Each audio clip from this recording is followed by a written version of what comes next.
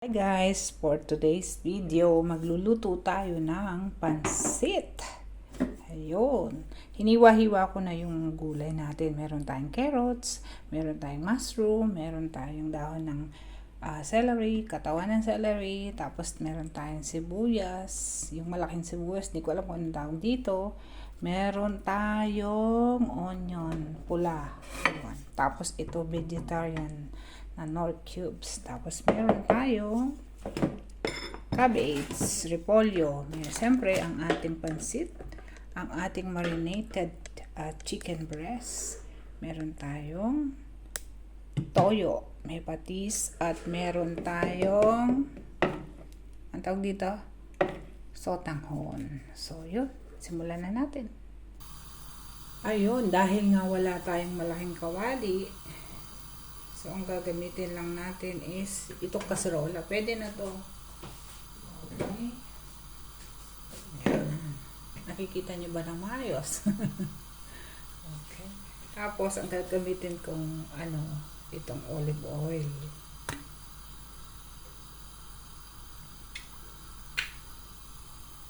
Olive oil yan. So, yun. Mainit ng ating kawali. Ilagay natin yung ating sibuyas. Kakaiba yung luto ko guys ha. Pasensyahan nyo na.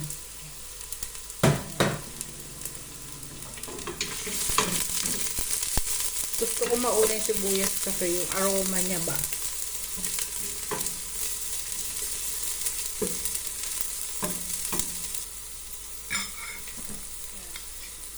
Ilagay na natin itong ating minarinate na chicken breast. Gusto ko nakamarinate na para kumalab yung kanyang lasa.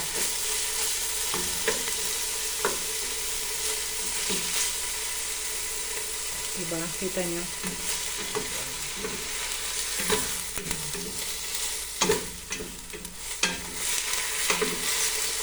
Maglasa siya ng gusto sa pansit niya. So, yun. Tignan na natin.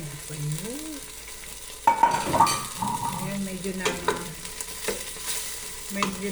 luto na, na-steam na yung chicken natin. Ganyan lang gusto ko sa pansit. Ayoko ng yung kanyang meat, hindi, ayoko ng sunog. Gusto ko ganyan lang. Kaya minarinate ko na siya guys. Lagay ko na yung carrots. Yung carrots. Naku, dami yata ang sahog nito. Lagay natin yung carrots natin.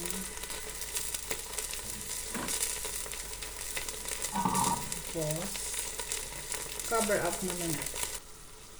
Yan, lagay naman natin ngayon yung ating mushroom.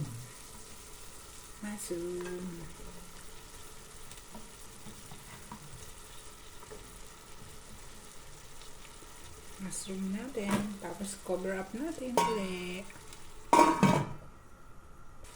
Yun. Halo natin ng konti para hindi maghapok lang siya ha. Diyos mio, may amor. Dito pa lang dami na sahog. Diba? Sarap ng itsura oh. Oh. Ayan.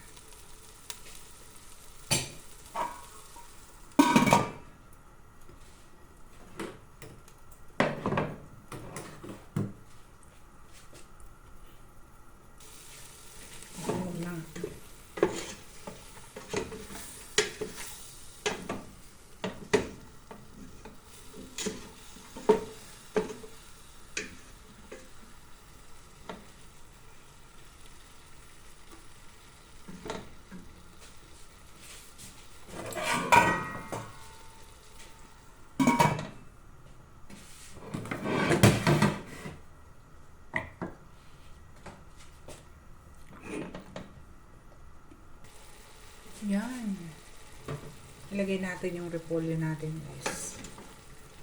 Tapos, tingnan natin. Okay. Iwasan natin madulok kasi masunog pala. Kasi nga, wala tayong kawali. Dagdagan ko lang siya ng konting tubig.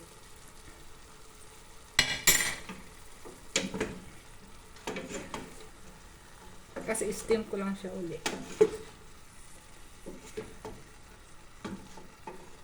Diba? Para hindi siya para magtubig siya. Absorb niya yung lasa ng karne. Uy, kalami ba? Yun. Tapos, isunod ko to para yung aroma niya. Ang palasa to eh.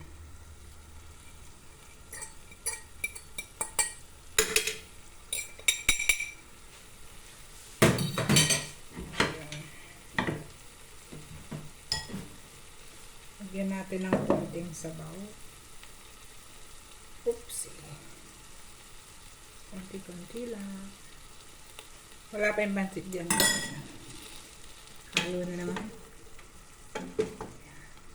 Tapos tatakpan ko siya.